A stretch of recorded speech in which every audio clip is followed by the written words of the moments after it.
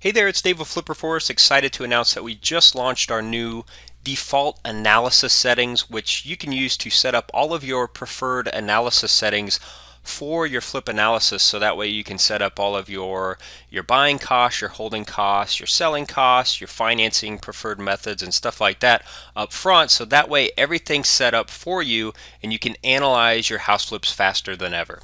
So to get to your default analysis settings, just go up here to the nav bar in the upper right hand corner and click on analysis settings, and this will be where you can find your default analysis settings that you can set up for all of the different steps that we have in our flip analyzer tool. So you can see here the very first step is step 3, the repair cost. That matches up with the third step in our flip analyzer tool. So we don't have default analysis settings set up for the very first 2 steps, which is your after repair value and your purchase amount. We just kind of feel like those are variables that are going to vary depending on the project. So we didn't give you those options to set those up as a default analysis setting. So the very first settings that you can set up are the repair costs here. So you've got a couple different methods that you can use for setting up your repair costs, and again those match up with what we've got over there on the estimator. You've got a lump sum option, you've got a dollar per square foot option, and then you've got your detailed option. So what you can do is you can set up the amounts that you want to use when you initially analyze the deal. So right now they're set up as 0, so when we analyze a new project, right now those values in the third step of the analysis are going to be set up as $0. But if we wanted to put a default setting in there, a preferred value in there, so that way it's always in there whenever you start a new project, you can do that. So I guess, for example, if on average on your house flips you're spending about $50,000, you could have that pre-plugged into that value, so that way that would already be plugged in for the lump sum amount. Same thing with the dollar per square foot. Let's say that you spend $40 a square foot on average on your rehabs, you could have that value pre-populated into the dollar per square foot option on the third step of the analysis. So, and then you can select the actual preferred method. So you can toggle between which method you want to have shown and be utilized on the flip analyzer. So if our preferred method is to use the dollar per square foot method, that's what would be utilized over there on the flip analyzer, as it would use the dollar per square foot method for estimating the repair costs.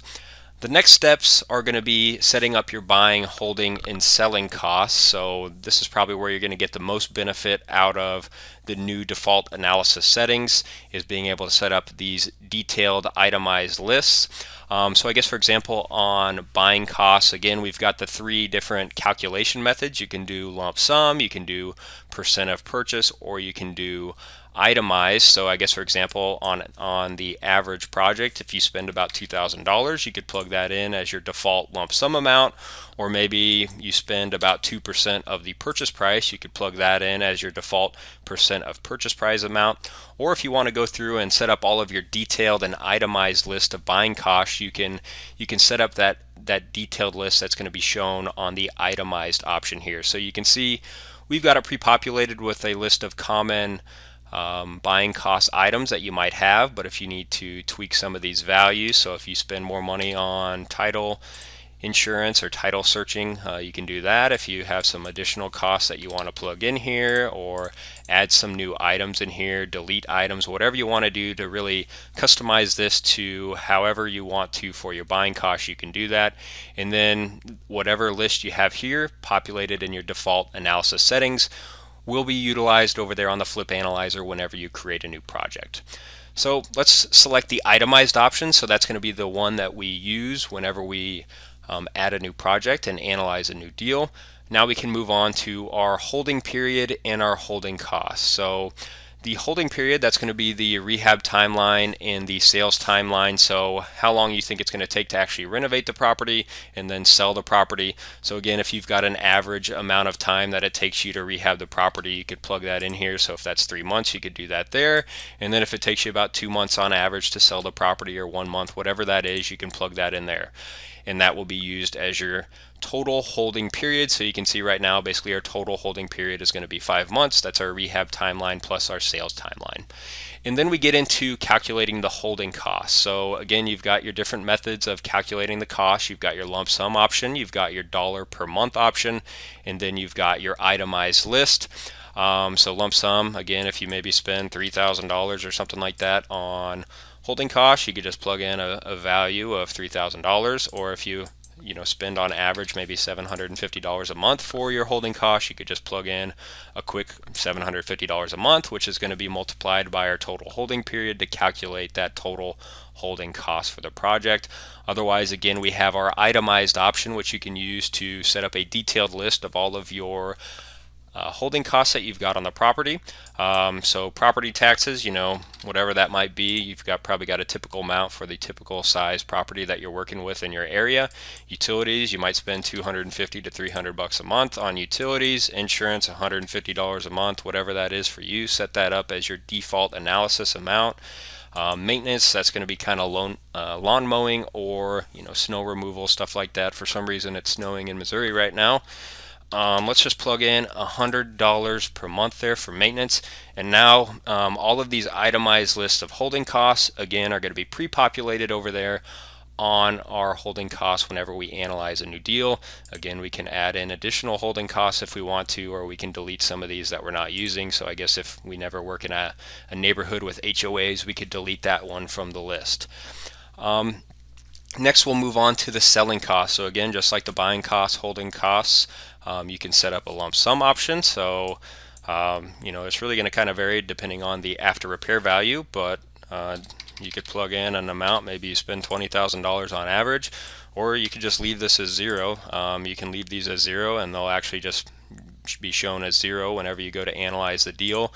Or maybe you spend on average, maybe you spend on average somewhere between 7 to 9% of the purchase amount or the sale amount when you go to sell the property.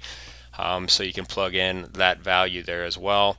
And then you got your itemized option again. So this is where you'll set up your sales commissions for your agents, any kind of other closing costs that you might pay for like a home warranty or an excise tax. Again, you can customize this itemized list here. So let's select the itemized list as the preferred option here. And again, that one will be used over there on the Flip Analyzer when we add a new project to the system. And so the final option is going to be the financing costs. So basically you can set up all of your preferred methods of funding. I guess, for example, if you're just a cash investor, you can leave this as cash. Otherwise, if you're going to be using funding to fund your projects, you could change this to financed, and then set up all of your typical loan terms that you've got with your lender. So if they charge 12% interest, you could do that. If they charge a minimum number of payments, maybe you're just on average paying 6 months worth of payments or something, you can plug that in, 2 percentage points there. And then maybe if there's some other costs that they charge, you can plug that in as well. And then you've got your advanced loan options, which kind of depict when you're going to be paying your points, when you're going to be paying your interest, whether it's monthly or paid at the end of the loan, stuff like that. And again, all of that's going to feed over to the Flip Analyzer when you add your new project. So the final step is the desired profit. This is the basically your profit criteria on how much you actually want to make on the property. So let's say that you want to make a minimum of $30,000 on average on all of your flips, or maybe you've got a minimum percentage of the resale value that you want to make on your flips. Let's call it 15%.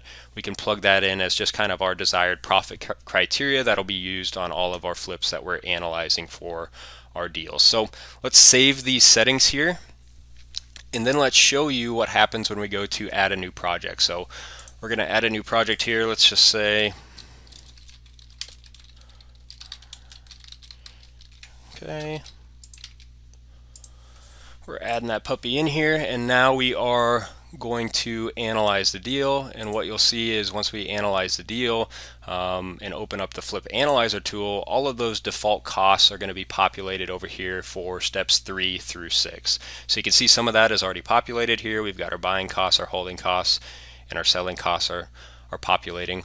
But we've got a couple values that we have to put in at this point. We have to put in the after repair value, so let's plug that in.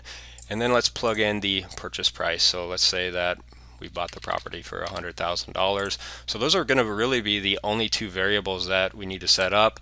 If we used our lump sum option or our dollar per square foot option, you can see that's populating with our dollar per square foot. If we plug in the property square footage, that's going to calculate our total repair cost amount. And you can see our buying costs, our holding costs, and our selling costs are already pre-populated for us.